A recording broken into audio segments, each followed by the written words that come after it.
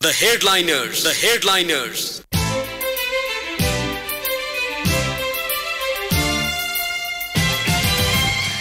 नमस्कार श्रोता, रेडियो कान्तिपुरको प्रभातकालीन नियमित कार्यक्रम द हेडलाइनर्समा यहाँलाई स्वागत छ। आजको कार्यक्रम लिएर म प्रकाश पाठक उपस्थित भएको छु। समसामयिक विषयमा अतिथिसँग छलफल गरिने यो कार्यक्रम साताको 6 दिन यसै समयमा प्रसारण हुँदै आएको छ।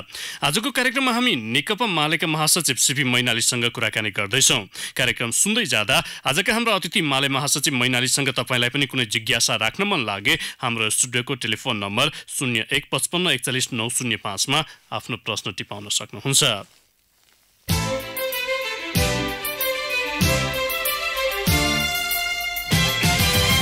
राजनैतिक दलहरूले लामो समयदेखि माग गर्दै प्राप्त गरिसकेको 2/3 सरकार गठन भएको पनि करिब 1 वर्ष बितिसकेको छ।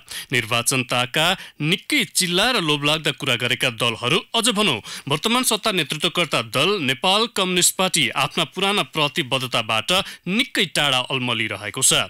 भनाइ र गराइ अथवा आदर्श र वास्तविकताको फरकपनासँगै सांकेतिक प्रतिबिम्ब पनि व्यवहारिक पाटोमा नदेखिँदा एउटा मात्र होइन, धेरै उखानको चरितार्थ भइसकेको छ। कम्युनिस्ट सिद्धान्तलाई तिलाञ्जली दिएर नेकपाका नेताहरू सुविधा भोगी बनेका कारण मुलुकको परिस्थितिले परिवर्तनको अनुभूत गर्न नसकेको गुनासो राजनैतिक वृत्तमा मात्र होइन, जनस्तरबाट पनि व्यक्त भइसकेका छन्। अप्ठ्यारो र गाह्रो कुराको अनुभव पहिले भइसक्दा पनि टाउको ठोक्न जाने व्यक्तिलाई हाम्रो समाजले मूर्खको उपमा दिए जस्तै वर्तमान सरकारको नेतृत्व पनि सोही पथमा अघि बढेको देखिन्छ। कार्यशैली र जनताले चाहेको विकास र समृद्धि अनुभव पाइँदैन भने परिवर्तन केका लागि भन्ने प्रश्न अहिले अनुत्तरित बन्दै गएको छ। यिनै र समसामयिक विषयमा नेपाली राजनैतिक भविष्यको ग्राफबारे आज मैले नेकपा मालेका महासचिव सीपी मैनालीसँग कुराकानी गर्ने जमर्को गरेको छु। कुराकानीका लागि आजका हाम्रा अतिथि माले महासचिव एवं नेपाली कम्युनिस्ट आन्दोलनका हस्ती सीपी मैनाली यति बेला हाम्रो टेलिफोन सम्पर्कमा हुनुहुन्छ। मैनालीज्यू नमस्कार, स्वागत छ कार्यक्रममा। बहुत धन्यवाद, नमस्ते। मुलुकको पछिल्लो राजनैतिक गतिविधि र सरकारको हिँडाइलाई चाहिँ तपाईँ कसरी व्याख्या गर्नुहुन्छ अथवा सन्तुष्ट हुनुहुन्छ तपाईँ यो अहिलेको हिँडाइप्रति? तपाईँले महत्त्वपूर्ण प्रश्न गर्नुभयो। एक शब्दमा भन्ने हो भने देशवासीहरू हिजोको गठबन्धन, आजको डबल नेकपालाई मत दिने मतदाताहरू पनि सन्तुष्ट छैनन्। अब हामी बाहिरबाट यसलाई अवलोकन गर्नेहरूले जे जति देखेका छौँ त्यसले हामीलाई, हाम्रो दललाई, नेकपा मालेलाई सन्तुष्टि दिएको छैन।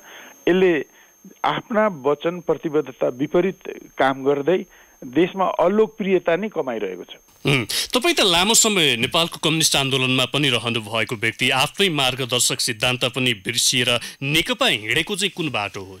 वास्तवमा होइन, म लामो समयदेखि हिँडेको मात्रै होइन, अहिले पनि हामीहरू नेकपा माले नाम गरेको, हामीले 2035 सालमा स्थापित गरेको, बीचबीचमा अलप हुँदै फेरि जागृत भएको पार्टी नेकपा मालेमै सक्रिय छौँ। र हामीहरू वास्तवमा जुन ढङ्गले अहिले अब मार्क्सवादको अथवा कम्युनिस्ट पार्टीको खोल ओढेर एकदम दलाल पुँजीवादलाई सेवा गर्ने गरी जुन काम हुँदैछ र एउटा राजनीतिक कर्मीको आदर्श र कम्युनिस्टको आदर्श मात्रै होइन, राजनीतिक कर्मीको आदर्श, सादा जीवन, सदाचारलाई समेत भुलेर जुन काम भइरहेको छ, यो भनौँ न कम्युनिस्ट आन्दोलनको मान्यताभित्र पर्दैन। र वास्तवमा यो भनौँ न अहिले जुन दोहोरो डबल नेकपाको सरकार छ, सुरुमा 74 सालको असोजमा यी दुईटा दलहरू, त्यस बेलाको एमाले र त्यस बेलाको माओवादी केन्द्रले खालि प्राविधिक ढङ्गले बहुमत हासिल गर्नको निम्ति मात्रै, कुनै राजनीतिक मूल्य मान्यताहरूमा सहमति गरेर होइन, बहुमत हासिल गर्नको मात्रै जुन गठबन्धन गरे र आकर्षक मत यो निर्वाचन घोषणापत्र प्रस्तुत गरेर र ठुल्ठुला जनतालाई छुने प्रतिबद्धताहरू गरेको हुनाले यति धेरै भोट पाएका हुन्। तर उनीहरूले जो भोट पाउनको निम्ति सुनाइएका गरिएका ती बाचा प्रतिबद्धताहरू रहेछन् र वास्तविक रूपमा सत्तामा पुगेपछि उनीहरूले सत्ताको मोज गर्ने, सत्तालाई लुट्ने र आफ्नो सत्तालाई टिकाउनको निम्ति चाहिँदो नचाहिँदो सम्झौताहरू गर्ने जस्ता कामहरूमै समय बिताएका छन् र उनीहरूले आफ्ना वचन प्रतिबद्धता घोषणापत्र भन्दा टाढा हटेर, जनभावनाबाट पनि टाढा हटेर अधिकांश कामहरू गरिरहेका जस्तो सरकारका केही निर्णयहरूमा जनताहरूले पनि प्रश्न उठाउने अवस्था सृजना भएको छ। जस्तो निर्मला पन्तको हत्या पछि जुन किसिमले एउटा अनुसन्धान मोडियो त्यसमा सरकारको भूमिका पनि जनताले खोजिरहेका थिए। त्यसै गरी विभिन्न स्थानमा नियुक्ति भएका छन्। पछिल्लो समय दिगम्बर झाको नियुक्तिको प्रकरण पनि आएको छ। यस्ता विषयमा सरकारले न्यूनतम नैतिकता पनि गुमाएको अवस्था भनेर टिप्पणी गरिरहेको अवस्था पनि छ। यसलाई चाहिँ तपाईँ कसरी लिनुहुन्छ? वास्तवमा जस्तो भनौँ न, अब निर्मलाको बालिकाको बलात्कारपछि हत्याको जुन घटना दुर्घटना साउन 10 गते घट्यो, त्यहाँदेखि अहिले यति समय बितिसकेका छन्। 4-5 वटै यो सरकारले आयोग छानबिन समितिहरू बनायो, तर पनि त्यसको गहिराईमा सच्चाइमा दोषीलाई अगाडि सार्न सकिरहेको छैन। वास्तवमा जुन ढङ्गले त्यो घटना पछाडि जुन ढङ्गले त्यहाँ घटनाका अपराधका प्रमाणहरू मेट्ने काम भयो र जुन ढङ्गले भनौँ न एउटा नक्कली दोषी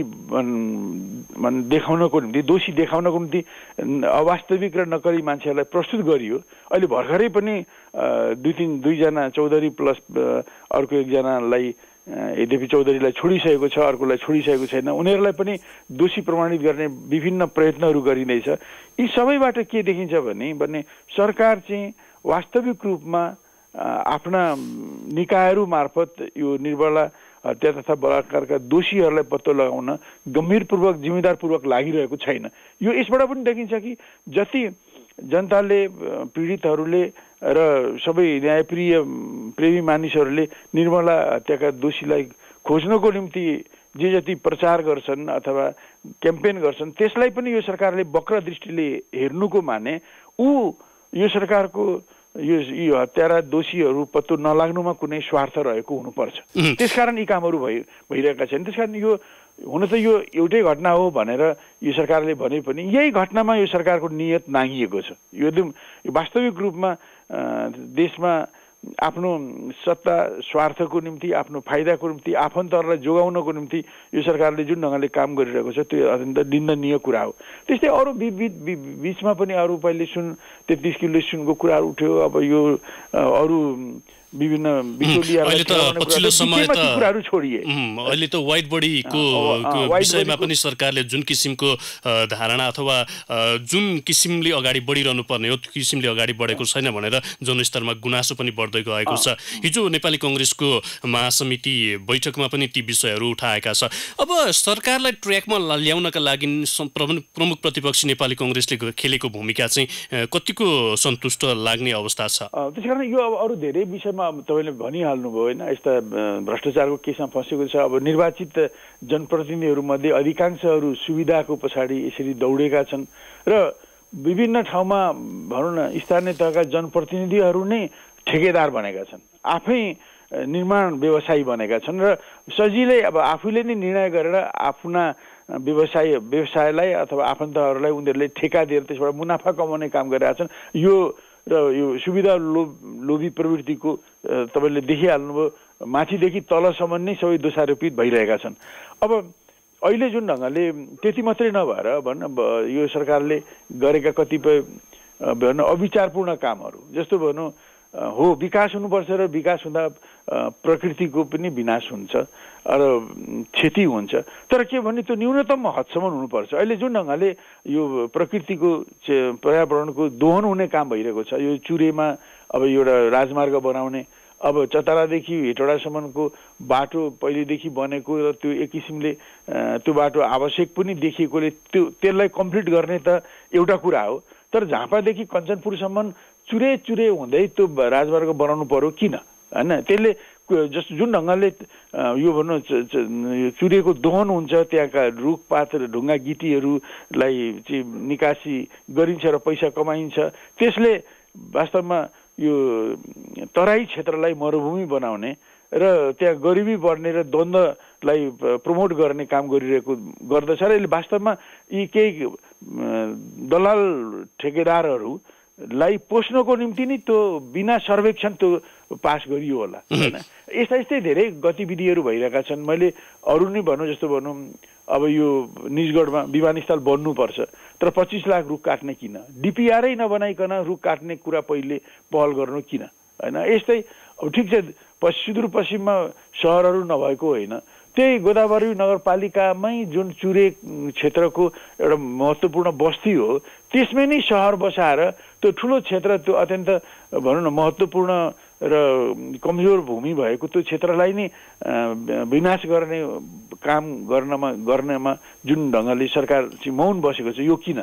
यस्ता धेरै प्रश्नहरू छन् र यो सरकारले जसरी पनि यसमा गएका मानिसहरू चाहिँ आफन्तहरूलाई र अरू सहयोगी दलाल व्यवसायीहरूलाई सहयोग गर्न उनीहरूले पैसा कमाउन् भनेर यस्ता गलत कामहरूलाई प्रति आँखा चिम्लिने र यसलाई प्रोत्साहित गर्ने काम गरिरहेको छ। मैनालीज्यू, जस्तो अहिले सरकारले जुन किसिमले गति अगाडि बढाइरहेको छ यो केही सङ्केत देखिने अवस्था रहन्छ भोलिका दिनहरूमा? सरकारको जुन नारा थियो समृद्ध नेपाल सुखी नेपालीको त्यो चरितार्थ गर्नका लागि चाहिँ केही सङ्केत देख्नुहुन्छ तपाईँ? मैले एउटा के जसले भन्नु हुन त अब एका दुक्का केही सकारात्मक कामहरू हुँदै नभएका होइनन् होइन, तर के भने जुन कुराहरूले यो सरकारको चरित्र यो सरकारको डिरेक्सन होइन यसको कार्यदिशालाई देखाउँछन् ती चाहिँ उचित छैनन् होइन। यसले जुन ढङ्गको भनौँ एउटा यसमा अब विधिको शासन जुन ढङ्गले अगाडि बढाउनु पर्ने हो, अब जनताबाट आएका र अरू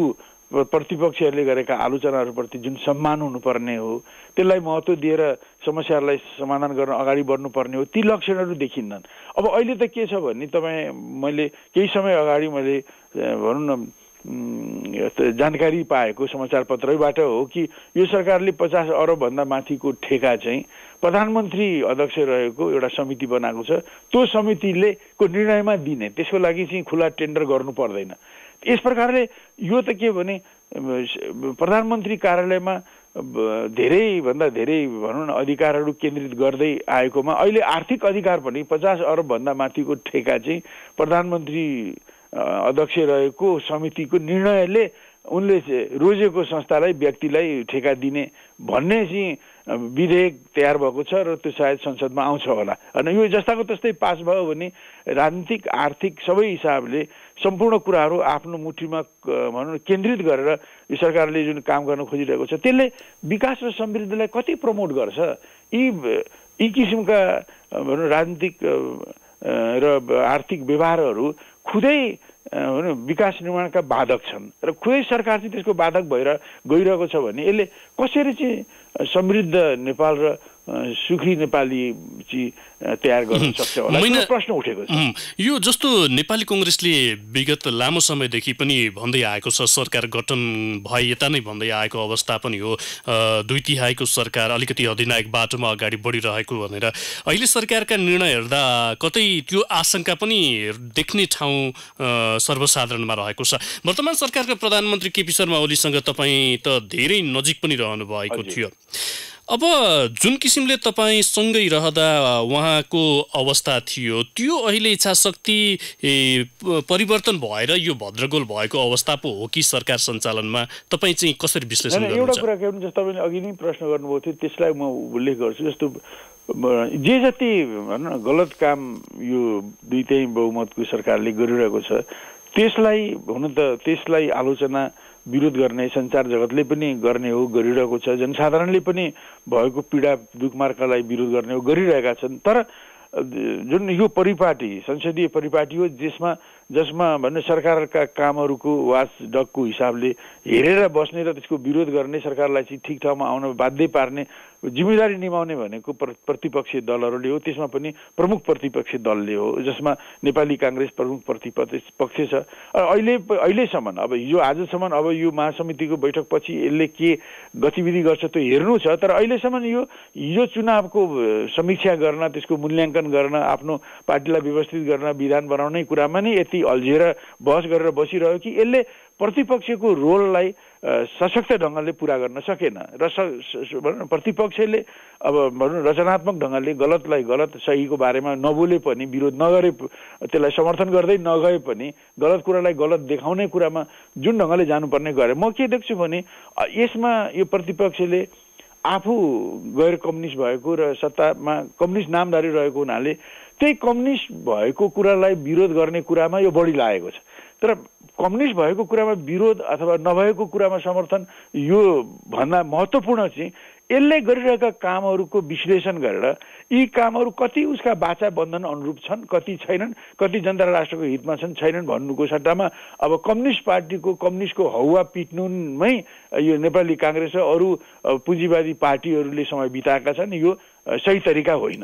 वास्तवमा कामको चाहिँ विश्लेषण गर्न, चाहे यिनीहरू कम्युनिस्ट हुनु होइनन्। साँच्चै भन्ने हो भने हामी जो कम्युनिस्ट आन्दोलनमा छौँ र अब हाम्रै आँखाबाट अगाडि यिनीहरू भनौँ एमाले र माओवादी केन्द्र मिलेर आज डबल नेकपा बनेका छन् र अहिले जुन सिद्धान्तहरू लिइरहेका छन्, जुन आचरण अपनाइरहेका छन्, यो मार्क्सवादबाट धेरै टाढा गइसकेको छ र उनीहरूले खालि नाममा कम्युनिस्ट भए पनि आदर्शमा, सिद्धान्तमा, नीतिमा, व्यवहारमा यिनीहरू कम्युनिस्ट पार्टीभन्दा धेरै पर गएका छन्। त्यसकारण यो प्रतिपक्षी दलको भूमिका जस्तो हुनुपर्ने हो त्यस्तो नभएर एउटा वैचारिक विरोधी भयो। यो प्रतिपक्ष भएर उसका कामको विश्लेषण गरेर गलत कुरालाई चोटिलो जवाब दिने, चोटिलो खण्डन गर्ने, भण्डाफोड गर्नेपट्टि कम भयो।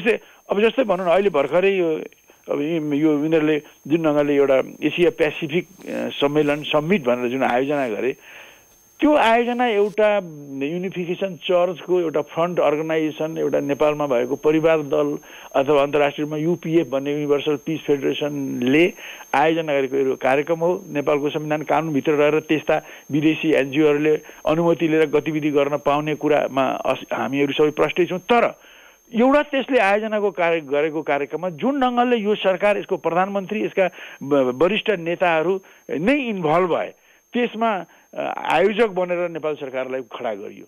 त्यसमा प्रधानमन्त्रीले चिठी लेखेर त्यो एउटा युपिएफको युनिभर्सल पिस फेडरेसनको त्यो एउटा क्रिस्चियनको पनि भनौँ एउटा सम्प्रदाय, हाम्रोमा प्रणामी सम्प्रदाय भने जस्तो एउटा युनिफिकेसन युनियनिस्टहरूको एउटा सम्प्रदायले आयोजना गरेको कार्यक्रमको आफू आयोजक बनेर आफूले चिठी लेखेर अब देशको 12-13-15 करोड जति खर्च गराएर जुन ढङ्गले त्यो कार्यक्रम गरियो र त्यसको उद्देश्य अब जतिसुकै क्लाइमेट परिवर्तनको सन्दर्भमा बहस गर्ने भए पनि मुख्य गरिकन यहाँका 2500 गर्ने मान्ने दम्पतिहरूलाई ब्लेसिङ आशीर्वाद दिने, यो शुद्ध पवित्र जाँड छर्केर उनीहरूलाई शुद्ध बनाउने र क्राइस्टकी छोरी, क्राइस्टको सन्तान अब अहिले जो म्याडम मुन यसको पछि प्रमुख छिन्, तिनै हुन् र उनले जुन जे भन्छन् त्यही क्राइस्टको सन्देश हो र त्यो सन्देश अनुसार काम नभएकोले विश्वमा द्वन्द्व झगडा भएको हो र त्यस अनुसार गयो भने विश्वमा शान्ति आउँछ भन्ने यो झुटमुटको साम्प्रदायिक कुरा प्रचार गर्नको निम्ति यो सरकार आयोजक बनेर उठ्नु र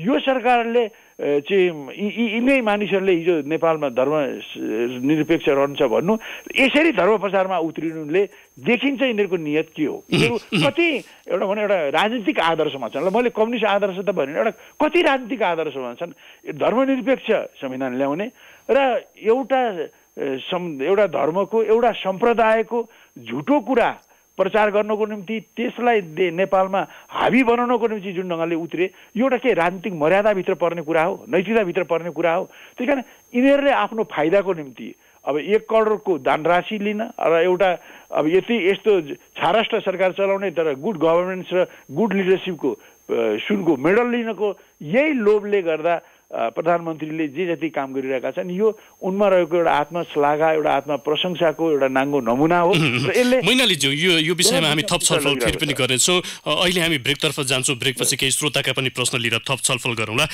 टेलिफोन सम्पर्कमै बसिदिन यहाँलाई आग्रह गर्दछु। अहिलेलाई भने ब्रेकको पालो।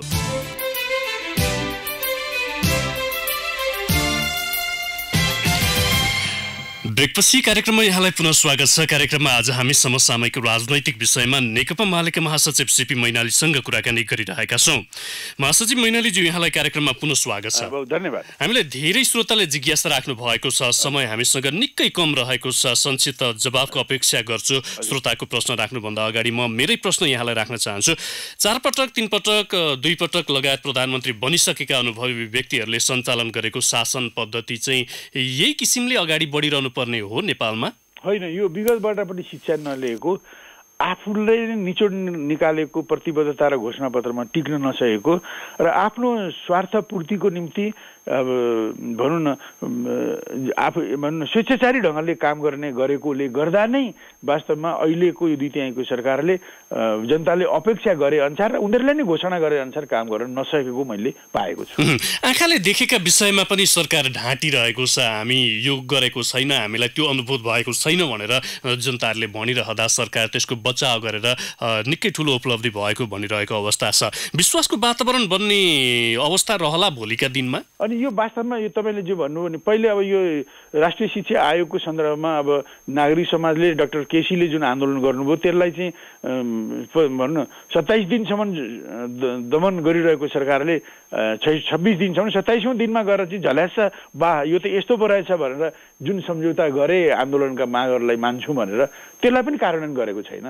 र यस्ता अरू धेरै कुरा छन्, जस्तै निर्मला केसमा पनि कति पटक चाहिँ अब यसलाई हामी खोज्छौँ र बाहिर निकाल्छौँ भनेर अहिलेसम्म पनि गलत मान्छेहरूलाई अगाडि सार्ने दुष्प्रयत्न भइरहेको छ र वास्तविकतामा पुग्ने सरकारको प्रयत्न छैन। र यस्ता अरू धेरै कुराहरू छन्, जस्तो भनौँ अब मैले अघि भने पर्यावरणको विनाशको सन्दर्भमा, चाहे त्यो निजगढको विमानस्थल बनाउने सन्दर्भमा होस्, चाहे गोदावरीमा नगर सहर बसाउने कुरामा होस्, चाहे चुरेको कुरामा होस्, चाहे स्थानीय नगरपालिका स्थानीय पदाधिकारीहरूले यो प्रकृतिको दोहन गर्ने ढुङ्गा माटो गिटी बालुवा चाहिँ बिक्री गर्नको निम्ति जथाभावी गर्ने यो पर्यावरणको न्यूनतम भने परीक्षण पनि नगरिकन जुन गर्ने छन्, यी कुरालाई जनताले संसार जगतले छ्यापछ्याप्ती बाहिर ल्याएको छन्, त्यसलाई पटक्कै ध्यान गएको छैन। अब एक किसिमले सरकारले अलिकति अब यो प्रतिपक्षले भने जस्तो कम्युनिस्ट अधिनायकवाद भन्ने छ नि, त्यो त निरर्थक कुरा हो। यिनीहरू कम्युनिस्टै होइनन्, यिनीहरू स्वार्थी हुन्, यिनीहरू पाखण्डीहरू हुन्। यिनीहरूले वास्तवमा एउटा कुरा गर्ने र अर्को काम गर्ने काम गरिरहेका छन्। यस्तो किसिमको काम गर्ने यिनीहरूमा एउटा अथोरिटारियन प्रवृत्ति देखिएको छ। यिनीहरूमा अब भने एउटा नैतिकता देखिएको छैन। जस्तै एक थोक भन्ने अर्को थोक गर्ने र धर्मनिरपेक्ष भन्ने र यस ढङ्गले चाहिँ एउटा विदेशी धर्मलाई देशमा हाबी बनाउनको लागि जाने, मानौ यो धर्मनिरपेक्ष भनेको विदेशी धर्म परिवर्तन गर्नको निम्ति नै बनाएको सिँढी हो भनेर प्रमाणित गरिरहेका छन् यिनीहरूले। त्यस कारण यी जति कुराहरू छन् यसले गर्दा यो सरकारले जनताका आलोचनाहरूलाई सुनेर अरू विशेषज्ञले गरेका आलोचना र सुझावलाई ध्यान दिएर आफूलाई करेक्सन गर्यो भने एउटा कुरा हो, र त्यो करेक्सन गर्न सक्ने सम्भावना म अत्यन्त थोरै देख्छु। मैनालीज्यू, हामीलाई श्रोताहरूले धेरै प्रश्न राख्नु भएको छ, छोटोमा जवाबको अपेक्षा गर्छु। खोटाङबाट शिखर खतिवडाले सोध्नु भएको छ, सत्तापक्ष र प्रतिपक्षदेखि मजदुरदेखि लिएर कर्मचारी लगायत सर्वसाधारण सबै असन्तुष्ट छन्, यस्तो समय विकासले कसरी गति लिन सक्ला र नेपालमा? हो, प्रश्न जायज छ होइन, म धन्यवाद दिन्छु। वास्तवमा तपाईँले भने जस्तै नै हो, प्रश्नकर्ता मित्रले भन्नुभयो जस्तै नै हो। र एउटै कुरा के हो भने मैले अघि नै भनिसकेँ, अब ठिक छ काम गर्ने मान्छेले नि गल्ती पनि गर्छ। यदि उनीहरू इमान्दार हुन् भने, वचनमा प्रतिबद्ध छन् भने, उनीहरूले यस्तो कम्युनिस्ट पार्टीको नाममा जुन भ्रष्टाचार गरिरहेका छन् अथवा कम्युनिस्ट पार्टीको नाम लेख्ने र एउटा निहायत दलाल पुँजीवादको सेवक भएर काम गर्ने गरिरहेका छन्, यी कुरालाई उनीहरूले सच्याए भने अब विकासको बाटोमा पनि आउन सक्लान्। देशको स्वतन्त्रता सार्वभौमिकता बलियो बनाउँदै जनताका अन्य मागहरू पनि पुरा गर्दै विकासका मागहरूमा पनि काम गर्न सक्लान्। तर त्यो गरेनन् भने त्यो मुस्किल छ। र अहिले जुन नतिजा, जुन परिणाम, जुन काम देखाइरहेको छ, यसबाट मानिसहरूले आशावादी हुने म कम ठाउँ देख्छु। झापाबाट बलभद्र आचार्यले सोध्नु भएको छ, लोकतन्त्रमा देखिएका भ्रष्टाचार, बलात्कार लगायतका समस्या अराजकता निम्त्याउने तत्त्व होइन र सरकारले किन पहिचान गर्न नसकेको यस्ता तत्त्वहरू? अवश्य हो, त्यो त्यसका अभिव्यक्ति हुन्। देशमा आएको जुन लोकतन्त्र जुन विकृत बनाएको छ, वास्तवमा जुन ढङ्गले यी जुन आचार्यज्यूले गर्नुभएका जुन प्रश्नहरू र उल्लेख गर्नुभएका कुराहरू छन्, ती त बाहिर देखेका ती पातहरू हुन्। मुख्य रूपमा यो लोकतन्त्रमा यति धेरै धनतन्त्रको धमिरा लागेको छ, यति धेरै यो विकृत बनेको छ कि गएको जुन चुनावमा जुन ढङ्गले एउटा ओडामा जित्न, एउटा गाउँपालिका अथवा नगरपालिकामा जित्न करोडौँ खर्च गर्नुपर्ने एउटा जुन स्थिति सिर्जना भएको छ। किनभने यी दलहरू सिद्धान्तले, नीतिले, नैतिकताले, प्रतिबद्धताले चुनिने होइनन्, आफूले दुरुपयोग गरेको शक्ति, आफूले बाँडेको पैसा, आफ्ना दबाव, आफ्नो आश्वासन, आफ्ना झुटा कुराहरूको बलमा जित्ने हुनाले अहिले मतदाताहरू पनि दलहरूको नीति हेर्नु, उम्मेदवारको आचरण हेर्नुभन्दा पनि कति पैसा यसले दिन्छ त्यसको आधारमा मत दिने भन्ने एउटा प्रवृत्ति देशमा हाबी भएको छ। र यो लोकतन्त्र कुहुने कुरा हो। एउटा यस्तो लोकतन्त्रको जरैमा धमिरा लागेका छन्, यसमा ढुसी उठेको छ र यसमा अभिव्यक्तिहरू जुन चर्चा गर्नुभयो आचार्यजीले र त्यो देखिएका छन्, हत्याकाण्डका कुराहरू, भ्रष्टाचारका कुराहरू,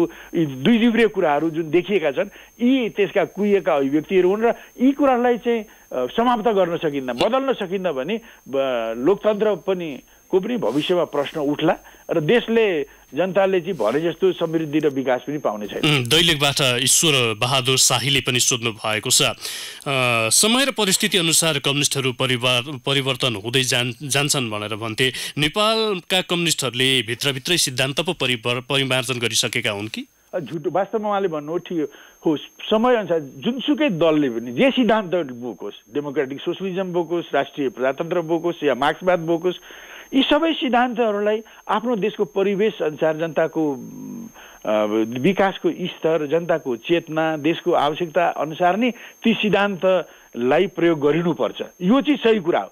तर जुन शाहीजीले जुन प्रश्न गर्नुभएको छ त्यो सठिक हो र यी अहिले डबल नेकपा जुन छन्, एमाले र माओवादी केन्द्र बनेको छन्, यिनीहरूले आफ्नो आदर्श मार्क्सवादलाई नै छोडेका छन्। मार्क्सवादको मूल आदर्श अब जस्तो भनौँ, अब समाज राज्य क्रान्तिका सिद्धान्तहरूलाई यिनीहरूले छोडेर आएका छन्। यिनीहरूले अहिलेको सन्दर्भमा शान्तिपूर्वक समाजवाद बनाउन सकिन्छ भनेर ढोल पिटेका छन्, जबकि अब देशका सामान्य प्रबुद्ध मान्छेले भन्छन् कि अहिलेको यो वर्ग संरचना, अहिलेको राज्य संरचनामा शान्तिपूर्वक बन्ने समाजवाद भनेको डेमोक्रेटिक सोसलिजम हो अथवा बुर्जुवा समाजवाद हो अथवा पुँजीवादी समाजवाद हो। मार्क्सवादीहरूले देखेको समाजवाद होइन, जो पुँजीवादलाई उखेलेर समयक्रममा उखेलेर बनाउने समाजवाद होइन। डेमोक्रेटिक सोसलिजम अथवा पुँजीवादलाई जोगाउने केही सामाजिक सुधारहरू गर्ने परिपाटी हो। अहिले यो डबल नेकपाले मार्क्सवादलाई छोडेर यही पुँजीवादी समाजवादको सिद्धान्तलाई अगाडि सारेको छ। पुँजीवादी समाजवादको सिद्धान्त जो 1955मा नेपाली काङ्ग्रेसले बिपीले अगाडि सार्नुभयो, त्यस आधारमा बिपीले पहिले केही काम गर्नुभयो। 46 सालपछि त्यसको नामसम्म चर्चा गरिन्थ्यो। अहिले त नेपाली काङ्ग्रेसको नाम पनि चर्चा गर्न छोडेको छ र उनीहरू पनि नाङ्गो उदार पुँजीवादी बाटोमा गएका छन् होइन। अब वास्तवमा डेमोक्रेटिक सोसलिजमकै माध्यमलाई पनि लिएर त्यस माध्यमलाई पनि पुँजीवादी पार्टीहरूले पनि पोजिटिभ सकारात्मक काम गर्ने धेरै क्षेत्रहरू छन्। अब यो पार्टी त आफ्नो सिद्धान्त मार्क्सवादबाट यिनीहरू डेमोक्रेटिक सोसलिजम भन्ने ठाउँमा पुगे र त्यो डेमोक्रेटिक सोसलिजमलाई पनि लागू गर्दैनन्। यिनीहरू दलाल पुँजीवादलाई, नाङ्गो पुँजीवादलाई, जनविरोधी पुँजीवादलाई प्र्याक्टिस गरिरहेका छन्। भनेपछि शाहीजीले ठिकै भन्नुभयो, यिनीहरू परिस्थिति अनुसार आफूले बोकेको सिद्धान्त मार्क्सवाद, प्रजातान्त्रिक समाजवाद अथवा राष्ट्रिय पुँजीवाद, प्रजातन्त्रलाई लागू गर्नुपर्ने साँचो कुरा हो। तर त्यो नभएर सम्बन्धित सिद्धान्तको गुदी नै यिनीहरूले बदले। यिनीहरू त्यो गुदीमै छैनन् र देखाउन भनौँ त एक किसिमको गुदी प्रजातान्त्रिक समाजवादको किसिमको मान्यता यो डबल नेकपाले अघि सारेको छ र कार्यान्वयन चाहिँ त्यो पनि नगरेर ऊ एकदम पूर्ण दलाल पुँजी र को पछि लागेको छ र उसले त्यसलाई प्रमोट गरिरहेको अवस्था छ। त्यस कारणले नि यी भनौँ यति ठुलो विरोधाभास, कम्युनिस्ट पार्टी 2/3 बहुमत, अब जनतालाई सुखी र समृद्ध बनाउने कार्यक्रम र भनौँ 10 वर्षमा देशलाई चाहिँ स्वर्ग बनाउने प्रतिबद्धताहरू एकापट्टि, अर्कोपट्टि दिनेपछिका यी अव्यवस्थाहरू, यो भत्या, बलात्कार, भ्रष्टाचार, बिचौलियाको जगजगी हरेक क्षेत्रमा, सरकारी कार्यालयमा पैसा बेगर कामै नहुने।